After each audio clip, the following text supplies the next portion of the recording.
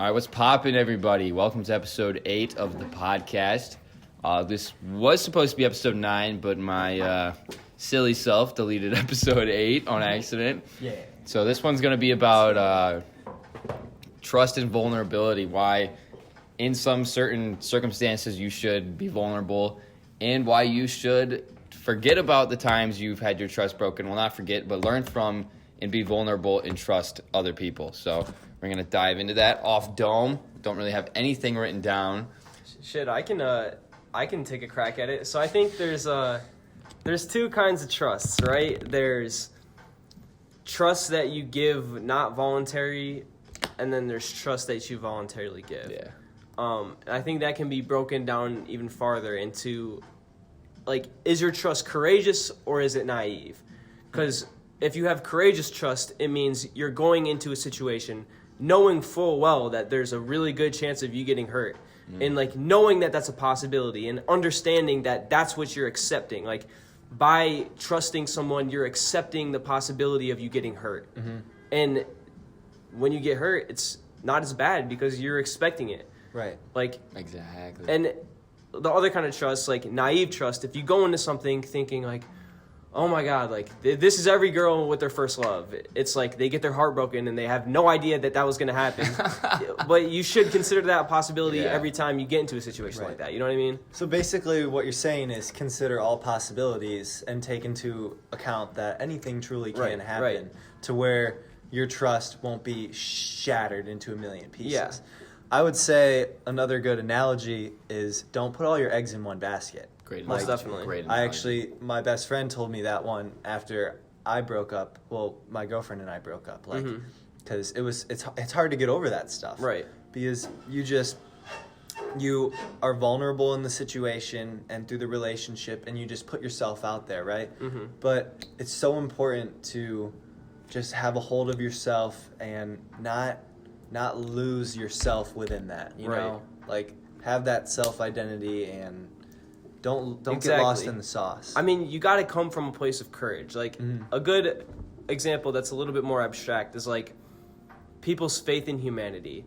Like, having faith in humanity, if you really do, then, like, I don't know, sometimes you hear about things, like, you hear about school shootings and things like that, and you lose all your faith in humanity. But I don't think that's what faith in humanity should be. Like, because obviously there's bad people. But having proper faith in humanity is understanding that there are some absolutely reprehensible people that do horrible things. Absolutely. Yeah. And being able to still trust in the good of the average person, even after you see things like that. Yeah. I mean, it's important. Yeah, ultimately, I think trusting anything, any situation, there comes a risk with your trust. Most definitely. But I feel like taking that risk is something every human should do.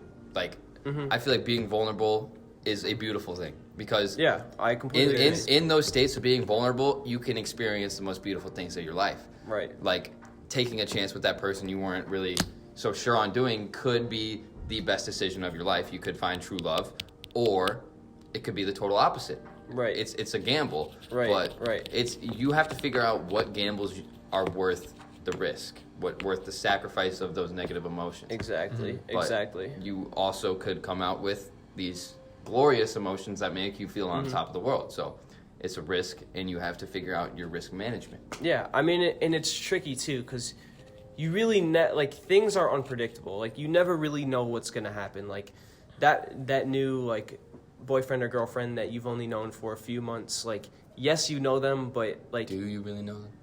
I mean, I'd say that you do, but there's probably some parts of them that you don't know.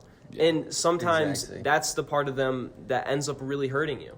Exactly. And getting into a situation like that, like, you have to understand that that's a possibility, because if you, like, and that's what makes it courageous too, because if you think about that as a possibility and then you decide, well, I'm never getting into a relationship ever again because I don't ever want to get hurt, like, you can't do that. just That's not not a good right. way of No. acting. Honestly, you can't go about life like that. Right. I've started trusting people from a distance. Ever since I went through this horrible circumstance where both parties just fucked. Like, not physically fucked, but like emotionally wise. Like, just did not give a single flying care for my emotions. So that experience has caused me to trust people from a distance, even though I know that I shouldn't judge my present day based on past experiences. Right. It's just my preference. Like, even though I could do that, my preference is to never trust anyone completely with my whole entire self. So, like, true friends, like all of my friends, I will give them my trust, but it's going to be from a distance. I'm never going to be like, all right, I don't expect this person to fuck me over in the slightest, because I feel like ultimately everyone cares about themselves. Ultimately. And that's just one of the saddest realities, but Yeah. it's true. Everyone is concerned with themselves. Right. So I don't expect anyone to not fuck me over. So that is why I have my boundaries set. Like, I let people in to a certain extent. I will never allow people to have leverage over my emotions like that ever again. Right. That is Right. so great, honestly, because you won't get screwed over at that Ever. point. Like I said earlier, you don't put all your eggs in one Yeah, basket. exactly. Nothing, all of you can't be shattered. You know, Exactly. Like, you can hope for the best, but expect nothing. You know what I mean? Like, I don't expect anything out of either of you guys, but I hope you guys, obviously, I hope of you guys to be truly, like, a true homie. You know, like, that's Exactly. True to your yeah. word. But I kind of expect that out of you guys, but I don't expect anything from anybody, because or maybe it's, I mean, here, let me try to elaborate on what you're saying. Yeah. I mean, because there's definitely certain things that, like, we expect out of each other. Like, Yeah. like you guys expect me to show up when we do a podcast. Like, Yeah. I expect you guys, like, not to crash your car into mine. But, like, I don't expect you guys to, like, pay my bills. Exactly. So, like, I mean, kind of what you said is exactly right. Like, there's certain boundaries, like, that exist, and they have to be in the right place, or else you're gonna seriously get hurt. Like, and I don't know, like, taking it back to relationships, like, it's always important to be cautious, because you don't want to give too much of your power away. exactly. Because when you don't have your power and you give someone else power over you, that literally puts you in a position to get maximally hurt. Dude, and not only that, like, the other person realizes subconsciously that Right. your power Right. is... You can do whatever you right. want. So, like, the way that if your power is very minuscule, like, that person can sense that in a way. And Right. that's when, like, emotional abuse, physical abuse can start to happen, because they realize that you're weak and you can't stand up for yourself. And it's just Yeah, and not I think, a good thing. even to go off that, I think in some, like, twisted, perverse way, someone is actually more likely to hurt you if you give your power away to them. Like, Certainly. of course, there's bad people out there, and will be people that you meet that fuck you over any chance they get, just because that's how they, like, have lived their life, is just by Yes. fucking people over. But even someone who's not like that, like, when you give away all your power, I think I mean, I can only put it this way, like, power corrupts. And if you give someone all your power, I mean, it's hard not to get corrupted by that. It is. Fuck, I was about to say something. Went blank. Shit, I'll keep talking. Okay. So, like, in relationships, so when someone gets cheated on and they stay Right. with that person, Yes. that person noted that, like, subconsciously, they're like, they stayed with me. I can do anything and I won't Right. lose them. They, like, if you do it again, they're likely to stay with you, because you can manipulate. If they've been manipulated in that first situation, you can manipulate them again. And, like, Most likely. as fucked up as that is, like, some people are just easily manipulated. Yeah. And it's just like, you need to determine when you're being manipulated or if this person's being genuine. So, in a lot of those instances of cheating, you are getting manipulated the fuck Right. out of Yeah. it. I would just say you have to become more strong-willed, and that comes down to, Knowing your worth. yeah, just taking time to self-reflect and be content with yourself.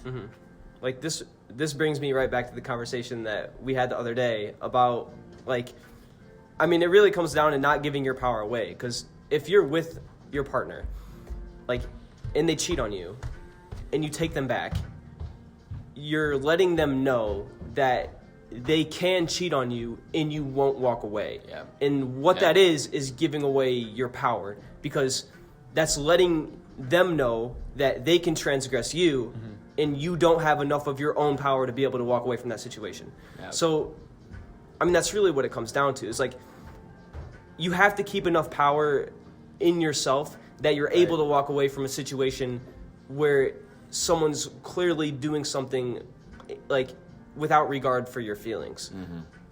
Dude, and sometimes it's hard to pick up on that. Yeah. Like it's hard to pick up when someone has totally disregarded your emotions. And because sometimes you just think so highly of a person and you never expect them to do that. And then that ends up hurting you more because you thought so hard that this person was so different. Right. And they convinced you. Yeah. And then that's when you really start beating yourself up. Oh my God, I thought they were different. Yeah. And it's just one of those things that you have to realize not everybody is the same. But for a long time, I thought, I was convinced all girls were the same. But it's slim pickings. You have to be particular to your specific taste. And then once you find your specific taste, just narrow it down from there and then test out your options. Right. Who can you really trust with? Right. Yeah, and I think that comes down to, like, the way you can better protect yourself is being picky. Yeah. I really think that helps. Don't just throw yourself you know, out there. There's, 7 fucking billion people on this planet? Like, At least. Dude, you are, like, everyone will find someone for them. You know, just wait. Be patient. And it's probably not going to be in your happen. hometown. Yeah. Probably. It'll probably be some miscellaneous place and you don't even know how it happened. But just be patient, don't rush things, and feel out the whole situation. Yeah. I think since we're on the topic, another idea worth mentioning is we always talk about the idea of if you wait around for the perfect time to do something, you might as well just wait forever. You're never going to do it. The perfect time's never going to rise. And I think that same idea, you can translate it into relationships. If you sit around waiting for the perfect person, then you're going to be waiting forever. I don't know. This might just be my own pessimistic viewpoint, or you guys might agree. Who knows? But I don't think that like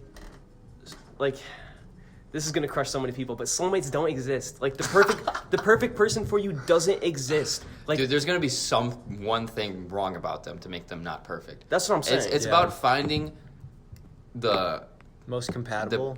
the beauty in their imperfections. Right. And it's like relationships are hard. Like if you go into a relationship thinking it's going to be like sunshine and smiles, like Oh no. you are in for a hell of a treat because like maintaining a relationship is hard, but it's the hard. fact that it's difficult that makes it rewarding. And beautiful. Like Exactly. it's sacrificing some of those bad moments for all of the other beautiful moments, you know. Exactly. Putting up with them. exactly. I mean, Truly. I think like what makes it perfect is like both of you continually committing to each other in spite of the fact that you're both two totally flawed humans.